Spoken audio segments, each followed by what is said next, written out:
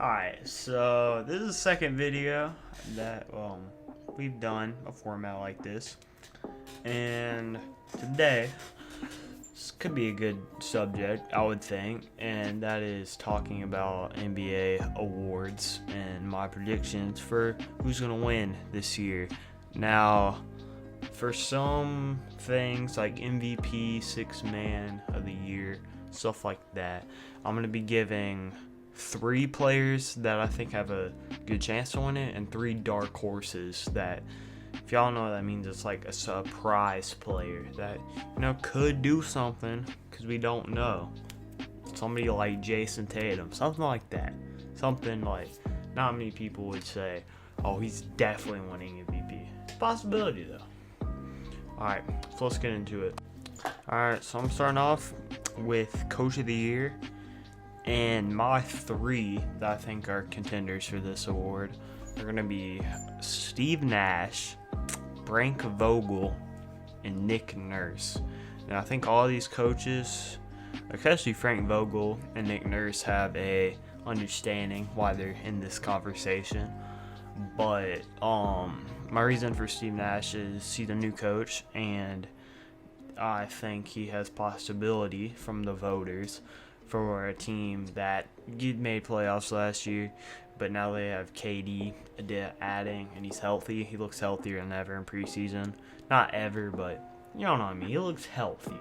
So I think those are 3 coaches that I think could be good. Now, my dark horses are gonna be Monty Williams, Billy Donovan, and Lloyd Pierce. I'll explain all of these. Monty Williams, because Chris Paul is going to make that Suns team look a lot better. And they obviously have Mikal Bridges, Cam Johnson. It's going to be a playoff team. I don't have any hesitation saying that.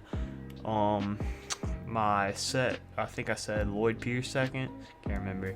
Lloyd Pierce, Atlanta Hawks, we have just a whole new team. I think we have up to 7 or 8 new signings.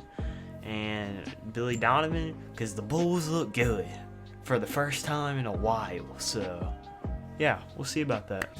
Alright, now, we're going to Sixth Man of the Year. I think there is a lot of candidates, more than last year, to be honest with you. But these are my 3 that I think have a good chance of winning it. Number 1, Montrezl Harrell. I don't think I need to explain much for that. He won it last year, and he is playing for the Lakers now with some guys that are pretty well known in this league: LeBron James and Anthony Davis. Second, I got Dennis Schroeder, another Laker.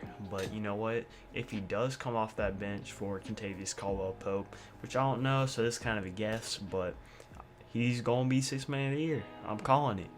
And number 3, Danilo Gallinari for Atlanta Hawks. He's the best player coming off the bench in the league. And I don't think I really need to explain that much. If you really watched Thunder games last year, I think that kind of explains it for you.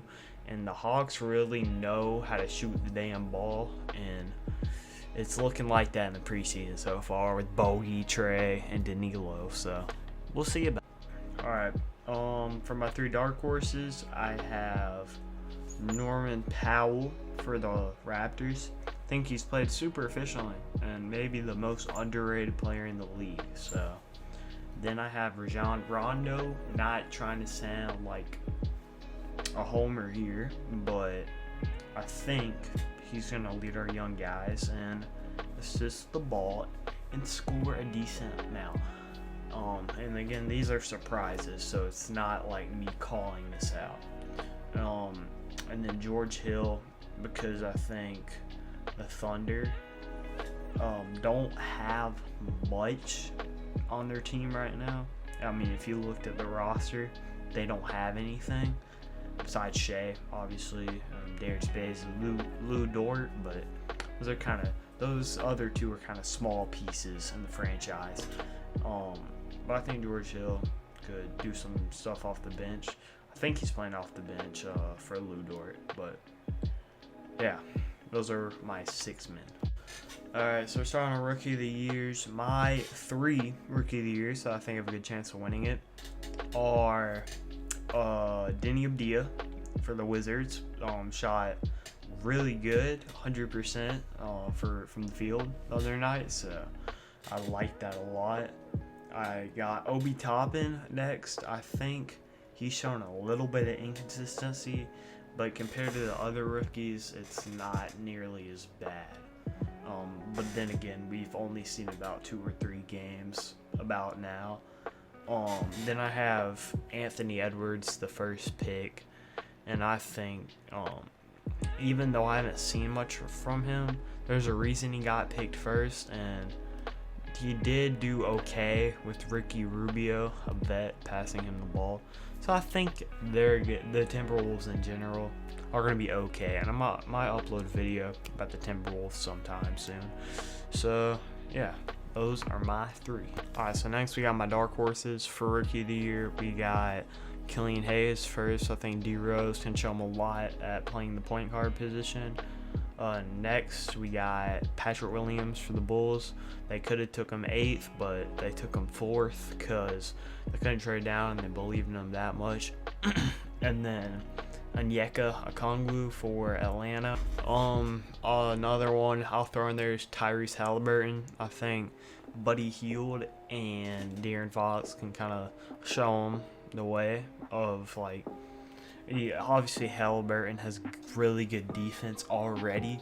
I think Buddy Hield could, considering he's one of the best 3-point shooters in the league right now, he can kind of show him, get his shot going. And De'Aaron Fox is a fast driver and can shoot the ball too kind of well.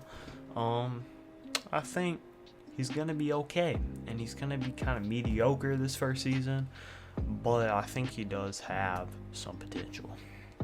Alright, Defensive Player of the Year is next. 3 guys I think can have a good shot at winning it. Number 1 is Jrue Holiday. I really like what I saw from him so far, and just clips and stuff. He was clamping up Giannis, but Giannis obviously good offense beats better good defense. So I liked what I saw from him, and Giannis is my 2nd for Defensive Player of the Year, and then 3rd is Rudy Gobert. I don't think I need to explain the last 2, but it'd be nice to see Jrue Holiday win, considering a guard really never wins it. So yeah, it'd be nice to see. Alright, 3 dark horses for Defensive Player of the Year. I got Marcus Smart as one of them. I think he's great on defense. He's like a pest on the defense almost, and he is very good hustle. And I like what I've seen from him these past seasons that he's played. Next, I got Kawhi Leonard.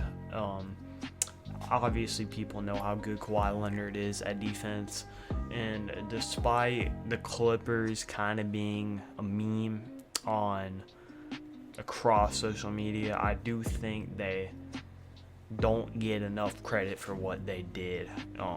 Obviously they blew a 3-1 lead, but I do think they will be kind of solid this season with Paul George and Kawhi, and I think that should be obvious.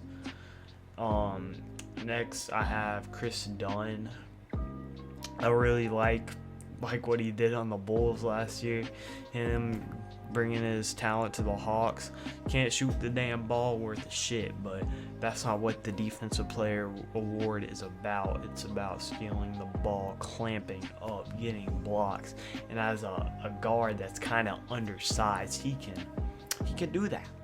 And I think it's kind of gonna show on a team like the Hawks that has shitty defense. Alright, so next we're starting off with Most Improved Player. And this one I've been waiting for the most. Number 1, I've talked about his name on the channel last video, Coby White. And I think it's going to show a lot. Right now it is Wednesday, and he has 27 points, shooting 64%, 5 for 8 from 3. It's the fourth quarter, and he's probably going to have 30, but I think he's really going to be good. I think he's really, really going to be good. Next, I have another Hawk, and I know I've said a lot, but I know too much about this team to not put their input in it.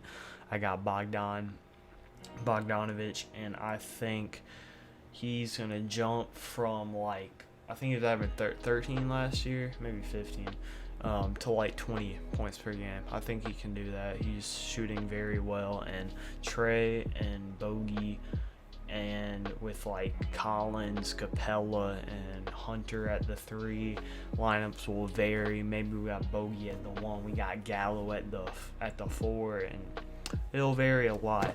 But defense ain't gonna know who to guard. They're gonna have to do some rotational shit on us, because we're that deadly from 3. Exclude Capella, exclude Bruno Fernando, we deadly. Next, we got a guy, his name has been floating around the league for a whole lot of time in these past couple of days. Tyler Horton Tucker. That is a stretch, I know, but man is dropping 30 on the Clippers. Kawhi and Paul George, he's stripping it from them. I don't know what you could ask for. Personally, I think he's gonna overtake Kuzma. Is that a stretch? Yes. Do I give a fuck? No. So yeah, I think he's gonna be good. I think he's gonna be improving, and that's what the damn award is about. Alright, my other most improved players are gonna be Shai Gilgeous-Alexander. He's gonna jump up because he's gonna be the only guy that can kind of make his shot. Besides Darius Bazley, make a case for Lou Dort, but I think it was kind of a fluke when he dropped damn 40 on James Harden. Was it 40? I think it was. But, and then we got Jordan Clarkson, a guy that really kind of is underrated, and put him on the 6-man list because I fucking forgot. He definitely belongs. He for sure belongs because he shoots the ball a lot and it goes in a lot. So I think he's going to be a guy that can really improve this season. Last guy, I got Lauri Markkanen for the Bulls. I know I talk a lot about the Bulls this channel. You know why? It's because I watch them a lot. Do I watch every team? Yes. But Lauri Markkanen, he didn't do good that last year. No, I mean, he did okay, but he didn't do as good as he did the year before that. Jim Boylen's gone. Like I said in the last video, go watch it. It's my last video. Click off of this one after you're done. Don't leave it, but go click on that, like it, and watch it. Alright, but yeah, Billy Donovan's there, and Lauri is going to be better. So I think Wendell Carter also is a guy. Alright, I'm done talking about. Alright, the moment we all been waiting for, we got the MVP. Now I'm gonna bring y'all with some surprises, cause even though I know you're gonna think, oh, Giannis and LeBron are the 2 best players in the league. Yes, I can say that, but there's a thing called voters fatigue, and Giannis, he's repeated. He's not gonna repeat again because just I don't think the voters are gonna do that. So my 3, and all these are kind of stretches, but I'm kind of thinking of guys not like LeBron and Giannis. That's kind of a generic answer. Number 1, I got Kawhi Leonard. I think if they get a 2nd seed again and they do good in the playoffs, and I know the playoffs doesn't really contribute to the awards, but it kind of does, so I think they're capping about it. Number 2, I have Damian Lillard, another guy that made the playoffs last year. Got knocked out early in a 5-game series, but I really think he looks so good. And unlike Curry, he can dunk, he can drive. Now Curry can dunk, but like it's like a two-hand dunk. He's just going straight up, you feel me? While Dame's postering Mason Plumlee and shit. Y'all saw that last season, like first game of the season. Whatever. Third team, we got our third player. We got Nikola Jokic. As much as I like Karl Anthony Towns, I do think Jokic is the best center in the league. Yeah. But I really think he's lost a lot of weight. He's improving. Team like the Nuggets is going to make the playoffs 3 to 5 seed. 5 seed at least, I think. I would only say 5 seed because the West is so freaking hard this year.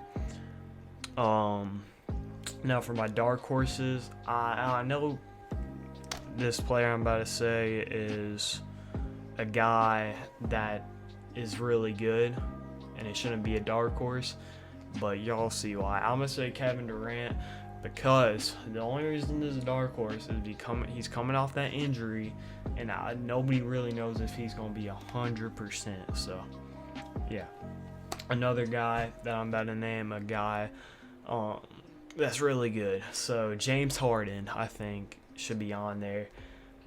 But you know what would be crazy? I know this is the only reason a dark horse, because he's trash talking the team. Imagine he wins MVP with the Rockets. I'm just saying, that team gets him an MVP, or he gets it himself. Maybe the team's trash. It's fucking not, James.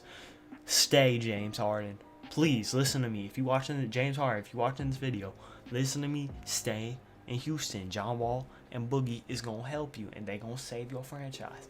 Do not worry. But yeah, if he comes out averages 40, I mean, he's fucking winning it. And then third, I got like 3 players.